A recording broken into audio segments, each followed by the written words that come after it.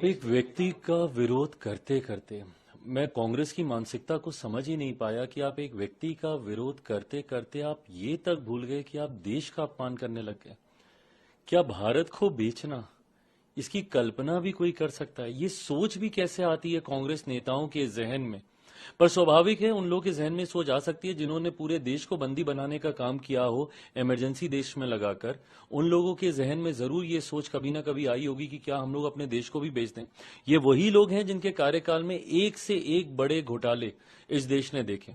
आज देश में एक ऐसा प्रधानमंत्री जिसने न सिर्फ देश में घोटालों पे, भ्रष्टाचार पे नियंत्रण लगाने का काम किया, एक ऐसा प्रधानमंत्री जिन्होंने अंतर्राष्ट्रीय स्तर पर हमारे देश का मान बढ़ाने का काम किया, एक ऐसे प्रधानमंत्री जिन्होंने एक गरीब परिवार से लेकर दुनिया में देश कैसे अपना नाम ऊंचा करे, अंतर्राष्ट्रीय स्तर पर कैसे भारत का सम्मान बढ़े, अंतरिक्ष के माध्यम से कैसे दुनिया में भारत की पहचान बने, हर स्तर पर उस व्यक्ति ने काम करने का काम किया।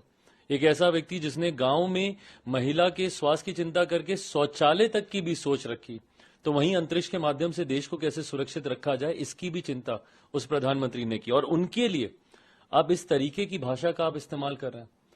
आदरणीय खड़गे साहब बहुत बड़े हैं और बहुत अनुभवी हैं, उम्र में मुझसे बहुत बड़े हैं। आप कीजिए ना, नीतियों का विरोध कीजिए, बट आप एक व्यक्ति का विरोध करते करते आप देश के साथ आप इस तरीके की भाषा का इस्तेमाल करने लगते हैं, ये कतई उचित नहीं है।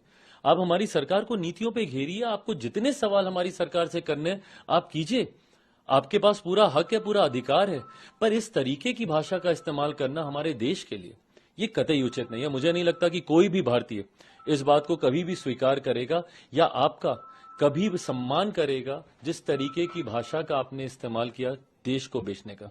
ये सोच किसी भारतीय के जहन में नहीं आ सकती। अगर आदरणीय खड़गे साहब अगर ऐसी सोच को भी रख रहे हैं तो कहीं ना कहीं ये चिंता की बात है। अरे तुम गंगा जल एक हिंदू टेंपल के अंदर जाने के बाद गंगा जल डालते हो, वो कितने दलितों को आपने ट्रस्टी बनाया, यह मुझे पहले बताओ।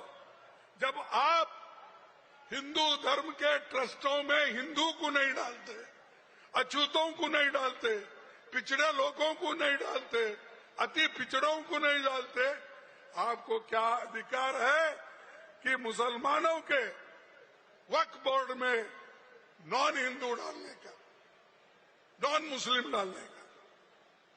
यह मैं पूछना चाहता हूं। और इसके लिए बहुत हम बड़े, रात के 4-4:30 बजे तक बहस हो गई, वोटिंग हो गई, हर क्लास में हमने वोटिंग की। और हमारे लोग जितने भी हमारे एमपी थे, राज्यसभा मेंबर थे, उन्होंने पूरी ताकत लगा के इस बिल का विरोध किया।